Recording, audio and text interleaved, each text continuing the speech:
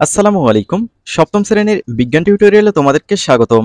এই ভিডিওতে আমরা বিজ্ঞানের অনুশীলনী বইয়ের পদার্থের সুলুক সন্ধান এই অধ্যায়ের অষ্টম সেশনের সকল ছক পূরণ করব ইনশাআল্লাহ।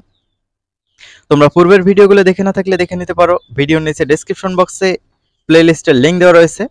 মৌলিক ও যৌগিক পদার্থ অর্থাৎ বিশুদ্ধ পদার্থের সাথে মিশ্রণের পার্থক্য তো জানলে, এখন বিশুদ্ধ পদার্থের শনাক্ত করার চেষ্টা করা যাক। দুটা একই রকম পাত্রের একটিতে পানি আর একটিতে একই পরিমাণ পানিতে লবণ মিশিয়ে রাখো। অন্য কোনো দলকে এই দুটি পাত্র পরীক্ষা করতে বলতে হবে কোনটা বিশুদ্ধ পানি পাত্র, আবার তোমার দলকেও একইভাবে অন্য দলের দুই পাত্রের পানি আর মিশ্রণকে শনাক্ত করতে হবে। কিভাবে এই শনাক্ত করার কাজটি করা যায় বলো তো? একটা সহজ বুদ্ধি আছে। বিশুদ্ধ পদার্থের সাথে কিছু মেশালে এর গলনাঙ্ক আর স্ফুটনাঙ্ক কিন্তু পাল্টে যায়। স্ফুটনাঙ্ক হিসেব করার মাধ্যমে কিন্তু এই প্রশ্নের উত্তর সহজেই বের করে ফেলা যায়। এখন কথা হচ্ছে, স্ফুটনাঙ্ক কিভাবে নির্ণয় করবে? থার্মোমিটার দিয়ে স্ফুটনাঙ্ক নির্ণয় করা যায়।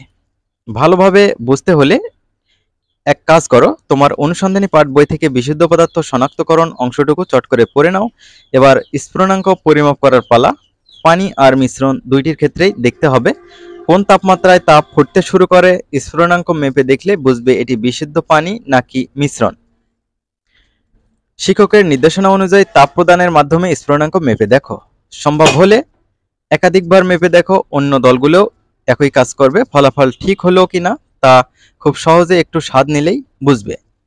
এখন নিচের প্রশ্নগুলোর উত্তর ভেবে লেখো। তোমার দল একই পানি এবং পানি লবণের মিশ্রণের স্ফুটনাঙ্ক একাধিকবার পরিমাপ করে থাকলে ফলাফল কি হুবহু একই এসেছে? তো এই প্রশ্নের উত্তর কি হবে সেটি দেখার আগে আমরা কি কি প্রস্তুতি নেওয়া প্রয়োজন সেটি দেখে নেব। নমুনা পরীক্ষাটা করার জন্য তোমাদের দুটো বিকার লাগবে।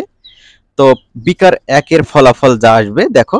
বার্নার দিয়ে তাপ দিতে থাকলে তরলটি যখন ফুটতে শুরু করবে তখন থার্মোমিটারের 100 ডিগ্রি পার দেখাবে। এ থেকে বোঝা যাবে এই পাত্রে পানি আছে। বিকার 2 এর ফলাফল, বার্নার দিয়ে তাপ দিতে থাকলে তরলটি যখন ফুটতে শুরু করবে তখন থার্মোমিটারে 108.7 ডিগ্রি পার দেখাবে। এ থেকে বোঝা যাবে এই পাত্রে লবণ পানির মিশ্রণ আছে। এখন প্রথম প্রশ্নটা আমরা কিন্তু পড়ে আসছি, এটার উত্তর দেখে নেব। পানির ক্ষেত্রে স্ফুটনাঙ্ক পরিমাপের ফলাফল সবসময় একই হয়েছে, কিন্তু পানি লবণের মিশ্রণের ক্ষেত্রে প্রথমবারের চেয়ে দ্বিতীয়বারের স্ফুটনাঙ্ক সামান্য বেশি হয়েছে। শিক্ষার্থীরা, স্ফুটনাঙ্ক বানানটা তোমরা এই তো বইয়ে যে রকম আছে এটা দেখে ঠিক করে নিও কাইন্ডলি। আমরা এই প্রশ্নের উত্তর দেখলাম, এবার এই প্রশ্নটির উত্তর দেখব।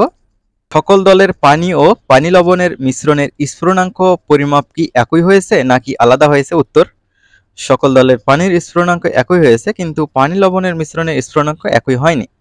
এবার তার পরবর্তী যে কোশ্চেনটা রয়েছে এই কোশ্চেনের আমরা আনসার দেখব। এখানে আছে হচ্ছে, উপরের দুইটি প্রশ্নের যে কোনো একটির উত্তর না হয়ে থাকলে ভেবে দেখো কেন এমন হলো।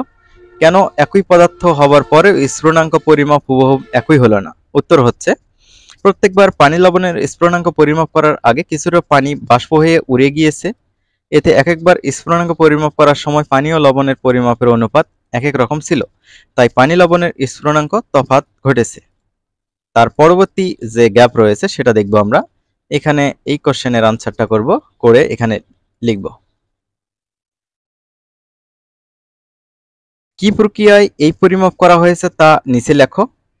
তোমার পরিমাপের প্রক্রিয়ার সাথে অন্য দলগুলো তুলনা করো। এবার ভেবে বলো কোন ফলাফল অপেক্ষাকৃত সবচেয়ে নির্ভরযোগ্য, কেন এমনটা মনে হলো, তোমার পক্ষে যুক্তি দাও।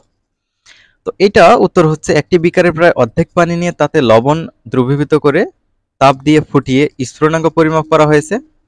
দ্রবণকে ঠান্ডা করে আবার তাপ দিয়ে স্ফুটনাঙ্ক পরিমাপ করা হয়েছে।